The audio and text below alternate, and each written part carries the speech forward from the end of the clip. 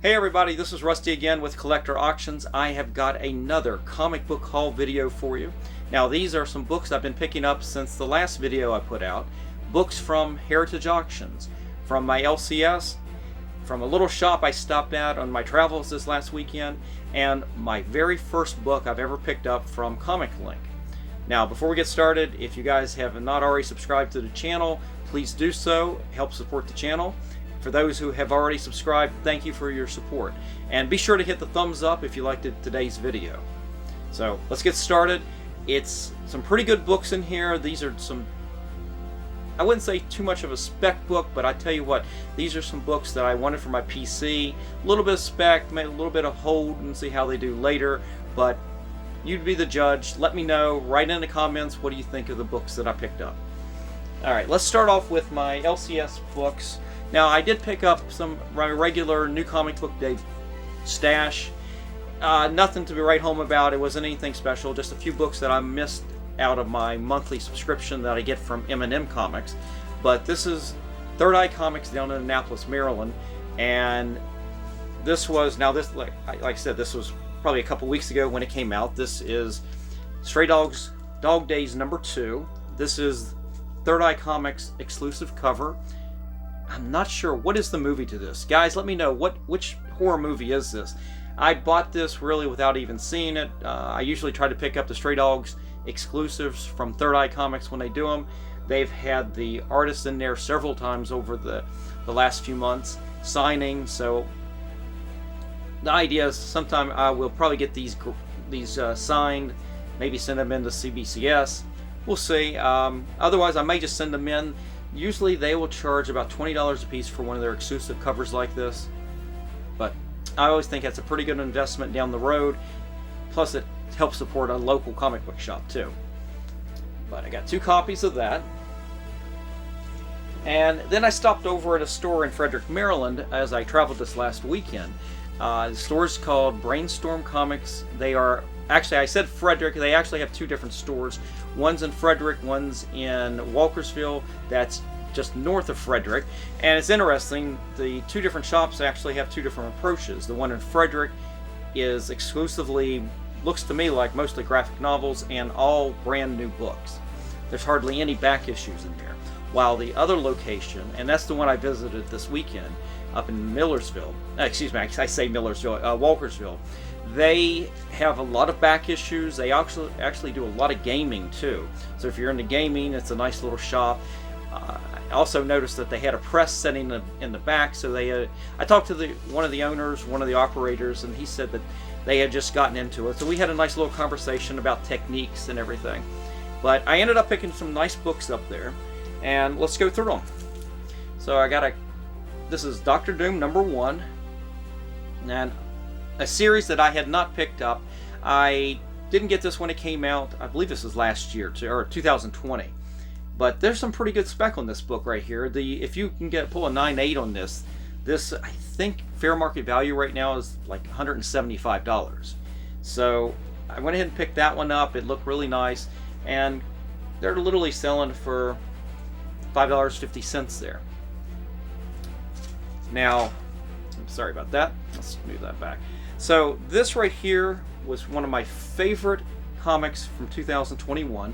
This is Heroes Return, the Stormbreakers variant by Patrick Gleason. This is my favorite cover of the year. This right here, and I believe there was one of the other Heroes Reborn books. There was an Art Germ cover of Power Princess as well. This is Power Princess. You see Captain America there. This, I love, those are my 2 favorite covers. This one right here, absolutely my favorite.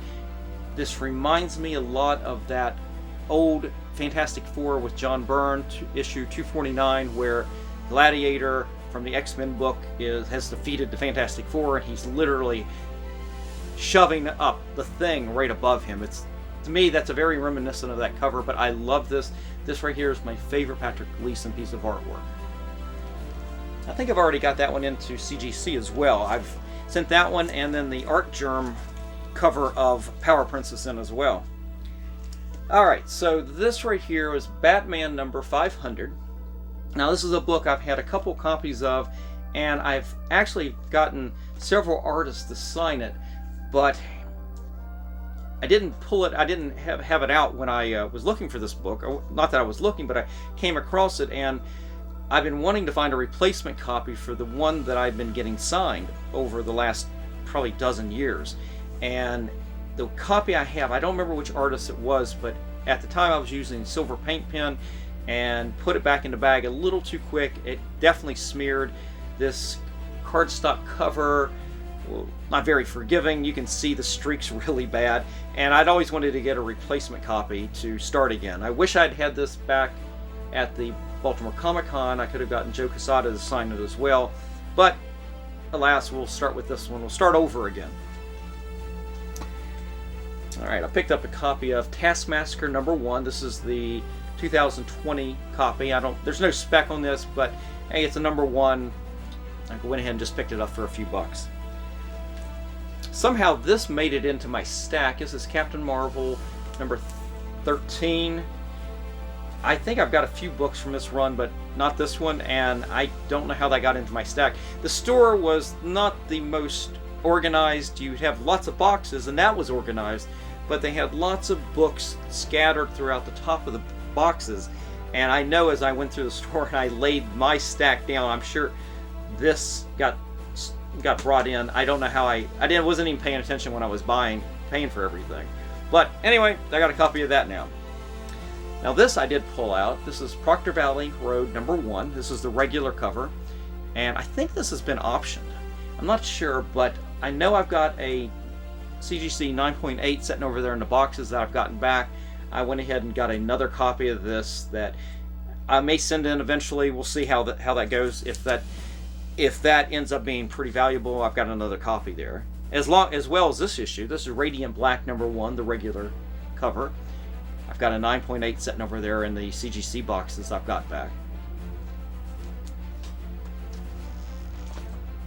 And all of these, none of them, they range from about $3 to $5.50. They weren't expensive. This is Spider-Man Noir. This is the 2020 copy. This is not the more expensive one. I think that was a limited series. I didn't have any of those, but again, another number 1 issue for a few bucks. I went ahead and just picked it up. Alright, and then I ran across something that it's kind of hot right now, but I didn't find any of the big exclusive issues, but I found Miracle Man number 2. This is the original Eclipse series, and of that whole run, this is my favorite issue. Favorite cover, favorite issue, everything. And I love this, and there's no spec on this at all, but I keep picking up this book. I love this book. And then they had something I hadn't seen in person. I knew Marvel had the rights to Miracle Man now, but I didn't know what books. I hadn't even really paid attention to what books they've put out. But they did have a run of the Marvel Miracle Men books. And I didn't bother to look them up or anything. But all I know is that I see a cover with Alan Davis artwork, who also worked on that original Eclipse series. But here's an Alan Davis of that same cover, sort of the same take on that issue cover right there. And I'm going, oh, I've got to have that. I don't care what's on the inside. Actually, when I saw this, I sort of suspected, I wonder if Marvel is just reprinting the Eclipse comics. Because as I started going through these, you know, I get to, they look a little familiar, some of the scenes in them and everything, and I'm going, I'll bet that's what they did. And once I got home and I opened them up and everything, that's exactly what they did. The inside is the reprint of the Eclipse series. So these two have the part of the same interior in there. But who can pass up an Alan Davis piece of artwork? I mean, that's just absolutely gorgeous. And then I went to issue 4. More Alan Davis. More Alan Davis in issue 5. Number 6. Number 7. And I believe then I got to the issue number 8, and this is John Romita Jr. And it skipped over. It didn't have that the birth scene from issue number 9. They didn't have that. They had number 11 number 13, and number 14. And again, none of these are valuable books. They're all reprint books from Marvel that they did of the Eclipse comics.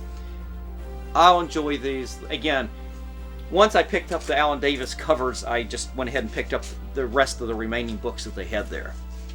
So that was for fun. Those are fun reading copies on some of those.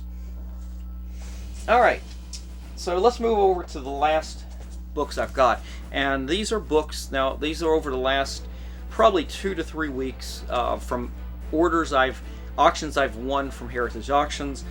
Some of them are some really good values, and some of them I probably paid more than I should have. But let's just start with this one right here. I don't buy a lot of raw books from Heritage. I like to buy the CGC graded books. I try to find good values in some of the things that they're selling. Books that I want for my PC, and some that I buy simply because I think the value that it's getting sold for is really good. So I kind of watch each auction each week and pick and choose. Maybe I should turn it off because I do probably buy a little bit too much sometimes. But I got some really good books here, and these are the 2 raw books I picked up. I picked up Fantastic Four 55, and they had this graded as a fine condition.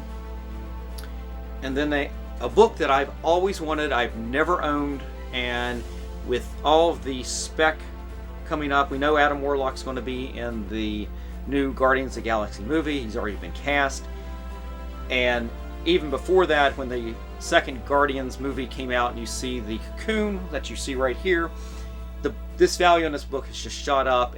I kind of missed that window before all of this happened. I knew I wanted this book, but I had concentrated for years getting the previous issue, which is the one I adore. In my previous unboxing video, you will have seen me open up a graded copy of the previous issue 66, which is my all-time favorite Fantastic Four cover. But I had wanted this because it is part of that 2-issue arc, the origin of him, the origin of Adam Warlock. And this right here, they graded it a very good / fine. I'm not sure how it's going to grade. It actually looks, now there's a lot of tanning here, but it's pretty smooth. It's a very nice looking cover. There's not a lot of defects and wear and everything. But you get to the back of the book, and there in the upper corner, and you can't see it here, it's in the bag and board, there is a big rip up in the upper left hand corner. It's ripped off. It's not huge, but it's definitely noticeable. So I'm not sure how that's going to grade out. Guys, if you know how CGC grades on tears like that, where the corner of the book is kind of ripped off, I don't know what the maximum grade is for something like that. I know that no matter how good the rest of the book looks, it's probably going to get knocked down to a certain level at that point. So anyway, I'm still happy to have this. I will continue to look for better copies of this. The graded copies at the grades that I want are a little too expensive, so I'm going to have to go the route of buying raw and getting them graded myself. But this was a good starter book on this. Again, I probably paid too much for it, especially with a tear on there. But anyway, I've got a copy of that in my collection. I'm real happy with that. Alright. And then also from Heritage, this is a book that I got it at an extremely low price. I don't believe there's any spec on this. This is Amazing Adventures number 4, graded an 8.5. Let's see. Inhumans and Black Widow and Mandarin appearance in this.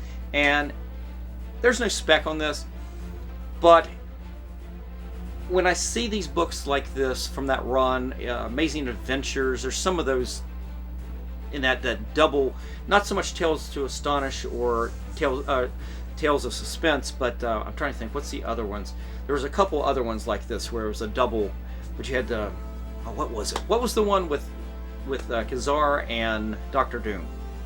Can't remember right off. But anyway, I'll pick these up. 8.5 is my sweet spot for some of this late Silver Age kind of books like this. This presents really nice. Again, I got this at a really cheap discount, and I'll hold on to this and just let the value grow at some point. It's not something I necessarily intend to keep, but right now that's a nice, very nice piece, especially at an 8.5. Alright, and then the other book I picked up in that same auction was a book I do love. It's Mighty Avengers Number 67. This is Ultron. And if I remember right, it's Barry Windsor Smith artwork. Yes, it is. Barry Windsor Smith artwork. It's a Sal Buscema cover. This is some of the first artwork from Sal Buscema, I think at Marvel actually, but definitely on the Avengers. And I loved his artwork at this stage. My first comic book that I ever bought as a collector, not as just a fan, or not as a kid going to the newsstand, but as a collector. I ordered a book, was Avengers Number 67. Of course, everybody knows that as the book with the first Grandmaster, the first Squadron Sinister. Its Kang appearance, pretty significant to the Kang storyline, and it's a book I've always loved. I've loved his artwork back then. But anyway, that's he did the cover to that, Sal Buscema. Barry Windsor Smith did the interiors. I love this storyline. It's a great Ultron storyline. But at an 8.0, that's a little bit lower than I would have liked. But again, I thought the value on this at an 8.0 was really good. It wasn't a super good deal, but I still saw some value into it, and I love having these Avenger books in my collection no matter what. So I will hold on to this for a while, and if I find one to replace it, I'll replace it, and if I give it a chance, I'll sell this. But right now, it's in the PC. Gotta love it.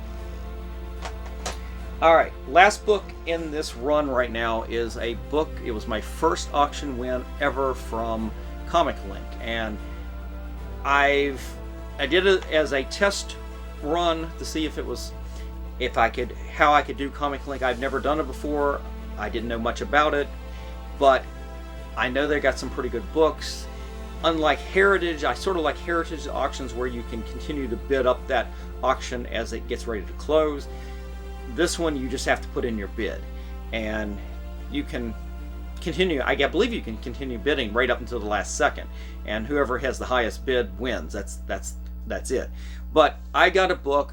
This is a personal grail. It is going to match up very well once I get one of my Fantastic Fours graded, my Fantastic Four number 112, because this is going to match it up. And it's a Submariner number 8, and it's an 8.0. And I can't tell you how excited I am about getting this book right here. One of my all-time favorite Thing covers. It's probably, again, here we go. We're talking about the Thing. Fantastic Four number 66, Fantastic Four 112. You've got this issue. I love the Thing. Thing was always my favorite character growing up. I don't know what it was about him. I think it had a lot to do, I think, with the art at the time. Captain Marvel, is it issue 25? I think. Is that the one, the first Thanos in Captain Marvel comic? And the Thing is on the cover. I love that one. I loved how Jim Starlin drew him. Obviously, I loved how Jack Kirby drew him. Heck, we were even talking about the John Byrne 249, where he's on the cover of that as well. So, real weird. This is a very Ben Grimm sort of video today. Go figure. But about this book right here, John Buscema artwork, absolutely stunning, stunning cover. I am really happy with this 8.0. I will eventually try to upgrade this at some point, but the price obviously is really high on these books, and the higher I go, the more you're going to pay, obviously. But in the meantime, this right here is in my collection. It's not going anywhere, and love it, love it. So anyway, guys, that is it. That's the end of the video. That's what I've been picking up over the last few weeks. I do have a couple of new Heritage auction wins from the last couple of days, actually, that haven't made it in, and we'll do that in the next video. I'm sure they should be in the next week or two. So we'll do another video. We'll see some more auctions. I tend to buy from Heritage books I want for my PC, like I said earlier. So I continue watching. There's some Spider-Man that I keep watching to see if they'll pop up. I haven't pulled the trigger on some of those just because I think the price is going to be pretty expensive on some of them. I'm trying to find one that slips through the cracks a little bit, and I'll be there. But in the meantime, I'm going to sit back after the video, and I'm just going to stare at this for a while. So, guys, you have a great day, and I'll see you in the next video.